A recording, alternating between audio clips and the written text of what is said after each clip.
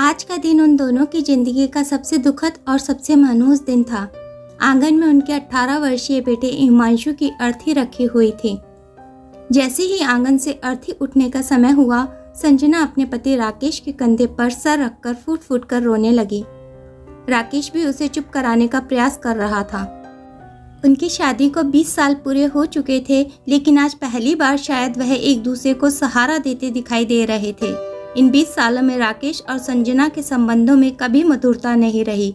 रोजमर्रा की जिंदगी में होने वाली छोटी छोटी सामान्य घटनाएं भी विवाद का कारण बन जाती थी। हिमांशु के जन्म को 1 वर्ष का समय भी नहीं हुआ था कि दोनों अलग अलग रहने लगे, लेकिन एक दूसरे से तलाक नहीं लिया। राकेश तलाक लेना चाहता था तो संजना तलाक देने को तैयार नहीं हुई, पर मामला अदालत पहुंचा जरूर था। दोनों को ही कोर्ट का मुंह देखना पड़ा था।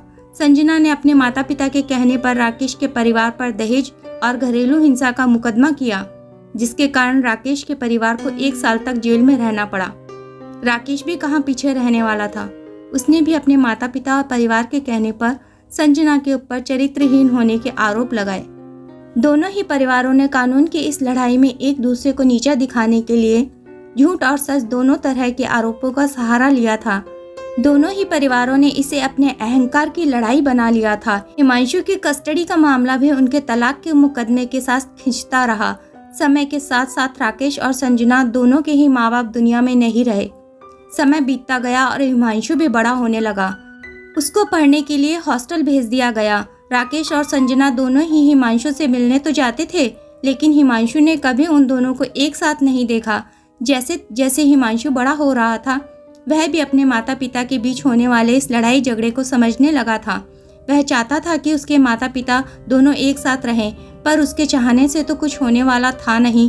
अकेलेपन और माँ बाप की नादानी ने हिमांशु को नशे का आदी बना दिया था। अब तो हिमांशु का मन पढ़ाई में भी नहीं लगता था। वह अपने माँ बाप दोनों से ही दूर भागने लगा था। हिमांशु की नशे की लत दिन ब दिन बढ़ती ही जा रही थी।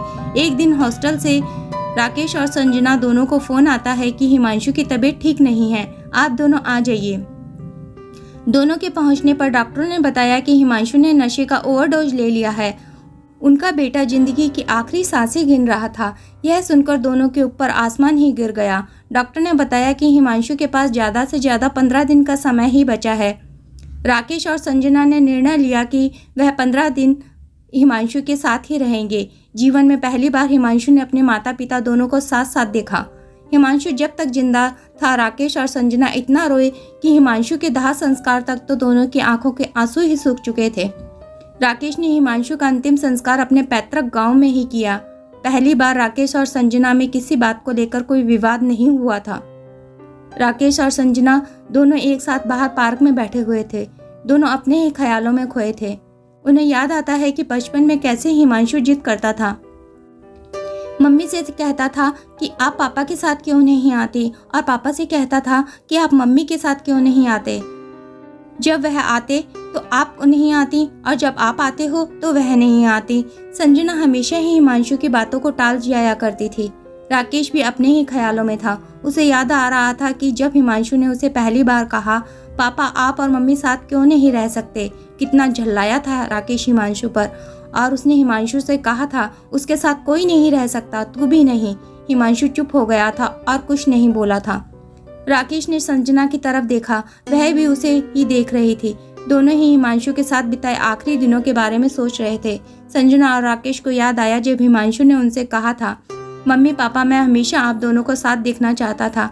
जैसे और बच्चों के मम्मी पापा उनके साथ होते हैं, वैसे ही जब भी आप दोनों से साथ आने की बात करता था तो आप दोनों एक दूसरे के लिए बुरा ही बोलते थे। मुझे ना ही कभी आप लोगों का प्यार मिला और ना ही कभी दादा दादी नाना नानी किसी का भी प्यार मिला। दादा दादी हमेशा मम्मी के बारे में गलत बोलते थे और नाना नानी हमेशा पापा को गलत ठहराते थे। गंदे गंदे आरोप लगाते थे आप लोगों के ऊपर। इसलिए मैं ऐसे किसी के पास भी नहीं जाना चाहता था जो आप दोनों को जानते हो। हिमांशु ने बोला था कि पापा और मम्मी आप दोनों ने भी एक दूसरे पर बहुत ही गंदे गंदे इल्जाम लगाए थे। मम्मी और पापा इतने गंदे तो आप कभी हो ही नहीं सकते हो। राकेश और संजना दोनों की ही आंखों से आंसू बह रहे थे। राकेश ने हिमांशु के माथे पर हाथ फेरते हुए कहा, बेटा तेरी मम्मी कभी गलत नहीं थी। मैंने ही उसे नीचा दिखाने के लिए उस पर झूठे इल्जाम लगाए थे। संजना भी बोल पड़ी, बेटा हम दोनों ही एक दूसरे को नीचा दिखाने के खेल में इतना गिर गए कि सही और गलत की तमीज ही भूल गए थे। बस हम एक दूसरे को हराना चाहते थे, इसलिए एक दूसरे पर झूठे आरोप लगाने लगे। हकीकत तो यह है कि हम दोनों एक दूसरे को कभी समझ ही नहीं पाए। हिमांशु के साथ बिताए अंतिम दिनों में ही राकेश और संजना दोनों को ही एक दूसरे के संबंध में बहुत सी ऐसी बातें मालूम चली जो उन्हें पहले मालूम नहीं थी। कहने को तो उनकी शादी हुई थी, एक बच्चा भी हुआ था और दोनों ने 2 साल भी एक साथ बिताए थे, लेकिन वह कभी भी एक दूसरे के व्यक्तित्व से परिचित ही नहीं हो पाए। राकेश और संजना दोनों ही अतीत की यादों से बाहर आए और संजना फिर से रोने लगी। राकेश ने संजना के सर पर हाथ फेरते हुए कहा, अब सब खत्म हो चुका है। संजना भी कुछ संभलते हुए बोली कि हम दोनों एक दूसरे को कभी पहचान ही नहीं पाए। माँ बाप ने हमारा रिश्ता किया, लेकिन हमारी जिंदगी के सारे फैसले भी वही करते रहे। और तो और हमें साथ रहना है या अलग होना है, यह फैसला भी हमारा कहाँ था। तुम्हारे माँ बाप जो बोलते तुम वही करते और मैं वही सुनती और समझती थी जो मेरे मम्मी पापा मुझे बोलते थे। पता ही नहीं चला कि कब हमारे बीच की लड़ाई उनके अहंकार की लड़ाई बन गई। वकीलों की सलाह पर हम चलते रहे और हमारे माँ बाप के अहंकार की लड़ाई लड़ते रहे, लेकिन इन सब में सबसे ज्यादा सहा हमारे बेटे ने। क्या मिला हमें, क्या हासिल किया हमने? सारी दुनिया को भुलाकर एक दूसरे के बारे में, अपने बेटे के बारे में सोचकर कोई फैसला क्यों नहीं किया? ना ही तो मैं कभी एक अच्छी पत्नी बन पाई और ना ही कभी एक अच्छी माँ बन पाई और ना ही तुम कभी एक अच्छे पति और पिता बन पाए। अहंकार की इस लड़ाई में क्या हासिल किया हमने? माँ बाप तो पहले ही हमें छोड़कर जा चुके हैं, अब हमारा इकलौता बेटा भी हमें छोड़कर चला गया। कौन सही है कौन गलत है यह जानने की कभी हमने कोशिश ही नहीं की। क्यों साथ नहीं रह पाए हम दोनों?